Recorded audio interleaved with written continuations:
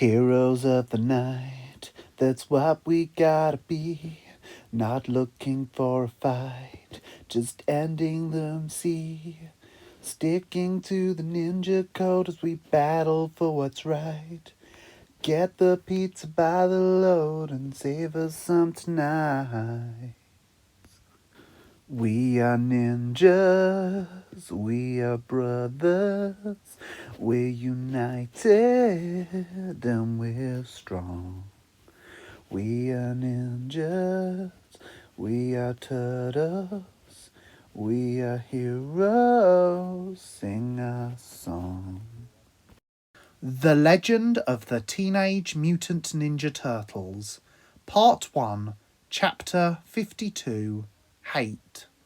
Written and performed by Joseph Chambers and based on the original Teenage Mutant Ninja Turtle comic books created by Kevin Eastman and Peter Laird. The Shredder really hated the Turtles. They had a far longer history with him than they realised, and as far as the Shredder was concerned, they were his most powerful enemies, and they had proven themselves more recently with their multiple attacks on his warehouse. But even they would fail to see the Shredder's next plan coming until it was far, far too late. Nothing would stop him. He would of course be fair and tell them in advance, but he certainly wasn't going to make it easy for them to understand his warning. And of course, he would add an ultimatum just for that added fear factor. Besides, he had an old score to settle with their so-called Master Splinter. Then he heard that his New York factory had been broken into. Not only that, but it had been completely destroyed and all of his test subjects had escaped, including his favourite animal, Test Subject C4691. Those turtles would have to die. He did not care that they were only children. Those turtles would have to die, and it would have to be excruciating and bloody. The Shredder presently drummed his fingers on the velvet armrests of his golden throne impatiently. It was 12 p.m. in Japan, and news of the warehouse blaze had only just come through in the past hour, just as Hamato Saki was about to enjoy lunch. Sushi. If there was one thing he liked about Japan, it was the food. The meal was presented to him on a solid bronze tray.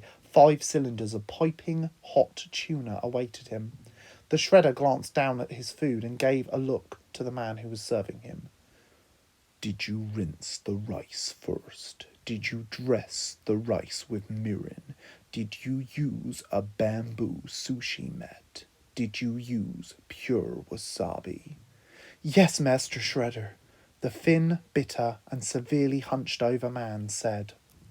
The man seemed to have paper-thin skin and a frail, almost on the verge of collapse look about him. That being said, most of Shredder's non-ninja-based drones looked like this. Yet you forgot the soy sauce. The Shredder boomed. What? No, I can't have, the man cried, fearfully staring at the tray. No, I have it here. The Shredder smiled smugly as he held aloft the small packet. But it is good to see that you are still scared of me. Now clear off. The man really hated the Shredder, but dared not speak against him for fear of putting a bounty on his own head. Elsewhere, Baxter Stockman was working tirelessly on new designs for his Saki chemical tracers and his Technodrome. Baxter Stockman really hated the Shredder. Not only was he demanding and an all-round pain in the arse, but he was so obnoxious. He seemed to think the world of himself and saw everything as needing to be done unrealistically quickly. That being said, he had just paid Baxter Stockman, so he was grateful for that, and the money was just large enough for Stockman to be able to cope with everything else, for the time being. He also had to admit the facility he was working with was first class, and his accommodation was more than acceptable. He had access to equipment that even the most prestigious of scientists couldn't get their hands on, and was given unlimited funds. It was unbelievable how desperate the Shredder seemed to be to get everything he could out of Stockman.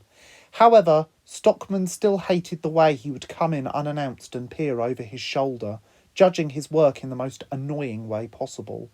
It does not look dangerous enough. Or, can it be darker in colour? Or, really, have you never seen an explosives device before? It was so ridiculous. In the catacombs beneath the TCRI complex of New York were two monster-like men dressed in the dirty rags of what once might have been clothing. Both were chained to the walls of their cells, and both were bleeding and starving.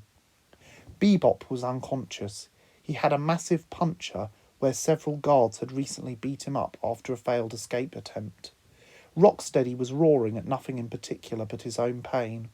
He had been told by his owner, the Warthog, to attack, and he had done, but the guard had fought back. He had left a nasty gash on his cheek and had knocked him back into the wall, bruising his back badly as he did so. The agony made him shake violently, and he just wanted it to stop. He wanted everything to stop. Both men were simply too scared to be able to focus on their wounds and use their mutagenic blood to heal themselves. Rocksteady and Bebop really hated the Shredder. No, there were no words strong enough to describe their feelings towards that man. They did not even want to call him a man. He could not be human with that much indescribable repulsiveness. They did not want to share a species with that beast. Thinking about it, they no longer did anyway. Just when the two thought their night could not get any worse, they were told to do something. Something they knew would make them irredeemable in the eyes of anyone with any type of moral compass. But something they still had to do. They went out, and they did it, and they hated the Shredder even more if that was possible. Later that night, the Shredder watched his daughter sleep for a few moments, and then joined his wife in bed. How could a cold-blooded killer have such a loving family? Was a question Hamato Saki often asked himself. I mean, true, he had forced his wife into marriage and had repeatedly beaten her as well as forced her into other things, hence why she was chained with rusty and bloody shackles to the wall. And true, his daughter had been kidnapped at a young age from her real parents, who he had brutally slaughtered, and knew nothing but a life of her father's murderous tendencies, and thanks to him believed they were morally acceptable.